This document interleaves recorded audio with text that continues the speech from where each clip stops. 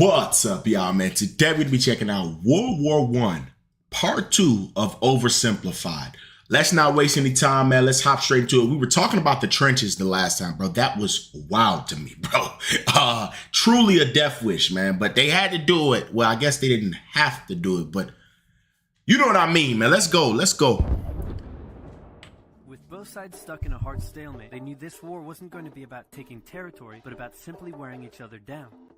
The Allies had plenty of men to expend from its overseas dominions, and the British also started a naval blockade, so Germany couldn't import stuff, like food. Neither side really wanted a long, grueling war, though, so they both thought of ways to break the deadlock on the Western Front. Idea number one, new frontiers. When the war first broke out, Australia was quick to take German New Guinea. The Allies also quickly jumped on Germany's colonies in Africa, and particularly in German East Africa, locals were enlisted as soldiers and carriers by both sides, leading to a tragic loss of life for the native Africans. Some new combatants entered the war as well. The Allies' new friends were Italy and Japan. Japan was busy building itself an empire, so it was more than happy to take away German islands and colonies in East Asia. Italy actually had an alliance with Germany and Austria-Hungary before the war, but after some tense relations, and then the Allies promising to give them some of Austria-Hungary's stuff, they switched sides. Italy opened up a front in the mountains here, but like everyone else, they were stuck in stalemate for most of the war. The Central Powers' new friend was a struggling empire in the Middle East. The Ottomans were divided on whether to actually join the war or not, since they had been exhausted by the recent Balkan Wars. Some of the politicians who did want to join went off on their own and fired some shells at Russia, and then came back and said, "Whoops, looks like we're at war now." The Ottoman entry into the war was of particular concern to the British, since the Middle East was full of oil, and Britain wanted all of that oil. First, the Ottomans tried to attack Russia in the Caucasus Mountains, but they weren't prepared for the cold, and many of them froze to death. Then they crossed miles of desert to take the Suez Canal from the British, but that failed too. Then the Allies tried to take the Dardanelles at Gallipoli in a long and hard trench warfare campaign, but that also failed. The Ottomans blamed their initial losses on the ethnic Armenians living within Ottoman territory, and the resulting Armenian genocide led to the deaths of 1.5 million people. Then the Germans sent spies into Afghanistan to try to convince the Arab tribes there to rise up in jihad against the British and attack India. But that Why have I never heard of this, bro? 1.5 million people? That is nuts. Now, I am curious how many of them froze, though. When they was talking about the Caucasus Mountains, bro, I am curious just how many actually froze. Because at that point, bro, your biggest enemy is the climate, bro. it's not even the other soldier on the other side. It's the climate, man. 500,000 people. Then the Germans sent spies into Afghanistan to try to convince the Arab tribes there to rise up in jihad against the British and attack India. But that plan failed, partly because the spies got bored, brewed their own alcohol, and got drunk, which is a bad thing to do in Afghanistan. Yeah. All these new frontiers hadn't done much to change the war. Aware that the Allies had more men and supplies than them, the Germans knew they had to do something to break the stalemate. Before the war, there was a big conference that set out the rules of modern warfare. No chemical weapons, no killing civilians. Basically, don't be jerks. The Germans held a meeting and decided to be jerks. Zeppelin air raids commenced over British cities. They also started attacking the Allied trenches with chlorine gas, and they used submarines to sink civilian ships. Oh, wow. One such civilian ship was the Lusitania, which had 159 Americans on board when it was sunk, further swaying U.S. opinion against the Germans. Not to be completely unfair to the Germans, the Allies also engaged in chemical warfare soon after, and they had been hiding anti-submarine weapons on their civilian ships, which let the Germans justify their attacks. Meanwhile, Austria-Hungary still hadn't dealt with Serbia, so the Central Powers enlisted some help.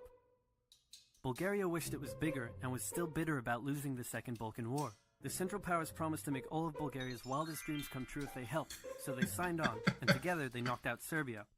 The Serbian troops retreated through Albania, which was neutral but had some ties to Austria-Hungary. So Austria-Hungary entered Albania in a friendly invasion to chase down the Serbians, many of whom escaped by sea. It's 1916. Wow, they had to leave by sea. As if they didn't have enough enemies already, Germany added one more to the list. Portugal had been getting a bit chummy with the Allies behind the scenes, and Germany didn't like that one bit. Around the same time, the only sea battle of the war happened. Both sides had a new powerful class of battleships called dreadnoughts, but they were so expensive to build that neither side wanted to risk losing them in a battle, so they kept them in port, except for one time when they had a big fight and a bunch of them got damaged, so they didn't try that again. The UK started conscripting men to the army, so they had plenty of reserves, which is just as well because the Western Front was about to get brutal. The longest and one of the bloodiest battles of the war started when the Germans launched an attack around the French city of Verdun. The French defended it desperately, leading to hundreds of thousands of casualties. Under pressure, the French called on its allies to do something to draw the Germans' attention away, so the British started their own long and brutal fight, the Battle of the Somme, with 60,000 British casualties on just the first day. It was also here that the British first used one crazy brand new piece of sci-fi technology.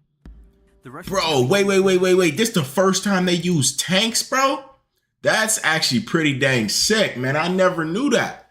See, I never really thought to wonder how long ago tanks or when did tanks, come around. But this is nuts, bro. Like, look at this thing. It still looks pretty badass, bro. I ain't gonna lie. It don't have the little big giant turret at the top, but it still looks badass. It looks like it's more ready for taking out any humans. You know what I'm saying? Like, now the tanks nowadays, they could take out vehicles, all kinds of stuff. But this looks like it's ready to demolish any human in them trenches, bro.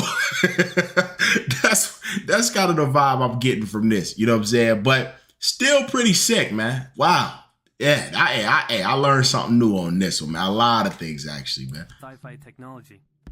The Russians had been getting pushed back further and further into their own territory, but in response to the French call for help, they began a huge offensive, and did really well until they ran out of supplies and got stuck. Seeing how well the Russians had been doing, Romania decided now would be a great time to jump in and win the war, and then they got pounded. The Greeks were fighting amongst themselves about whether to join the war or not. The king liked the Central Powers, while the Prime Minister wanted to join the Allies. After a brief national schism, during which the country split into two, the king finally abdicated and the country reunited. With Allied help, they began a new offensive. In the Middle East, Russia was pushing into Ottoman territory from the north. The British had also made a landing in Mesopotamia to protect Persia's oil fields, and they had also sent a small army up the Tigris River to try to take Baghdad, but the army got sieged in the town of Kut along the way, and eventually surrendered. A new offensive was launched from the south with all-out desert warfare. The offensive was aided by one famous British officer, better known as Lawrence of Arabia, who helped lead the Arab tribes in a revolt that wreaked havoc on the Ottoman supply lines. By the time 1917 rolled around, everyone was exhausted. There were mutinies in the French army, the German populace was starving, and the war had drained all of Russia's supplies. There was no clear winner, and it was still anyone's war. The only question now was, who was going to break first?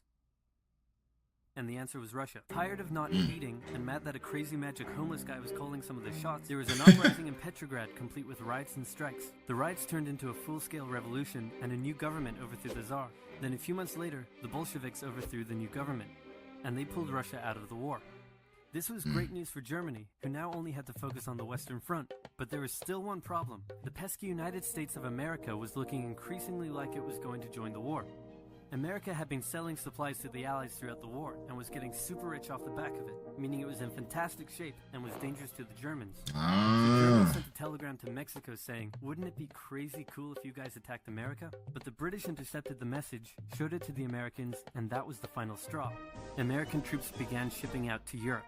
This was terrible news for Germany, and they knew their only hope now was to force France and the UK to surrender before the fresh American troops arrived. It was now or never, so they started one final attack. They converged their troops and hit hard at the Somme and pushed the Allies back. They hit a second time further north, then again and again. With each hit, the Germans were spending more and more resources, while the Allies were getting better and better at repelling their attacks. By the fifth punch, the Allies held the line and even pushed back. With American troops now arriving in larger numbers, the Allies launched a counterattack, and that was it. The Central Powers were being pushed back on all fronts. Bulgaria collapsed first, followed by the Ottoman Empire, then Austria-Hungary, and finally on November 11th, 1918, at 11 o'clock, Germany surrendered.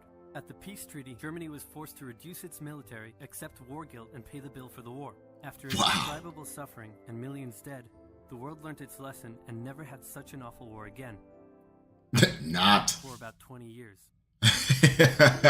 Yeah, it got way worse. I didn't realize just how important or impactful Germany was in World War I, man. Like half this video, more than half this video was just about Germany and what they were doing. Like that really shocked me, man. I was really not expecting that, you know, and obviously it's called a world war. But most of this obviously took place in Europe. You know, majority of this is about Europe. But I gotta say, I'm pretty dang shocked about this one, bro. Germany. I wonder what the totals ended up being, because this video kind of talks about what they had to do and what their rules were. You know what I'm saying? They had to pay back for the war and all of that kind of stuff. I'm curious what their totals ended up being, and that's probably partially what played into World War II. I think they touched on that a little bit, just because of the state of the country after World War I. So yeah, man, I hope you guys enjoyed this one. If you did, leave a like. I definitely learned a lot in this one, bro. And it made me kind of want to look up the first ever tanks, bro. That could be pretty sick, man. So hope y'all enjoyed, man. I'm out. Love y'all. Peace.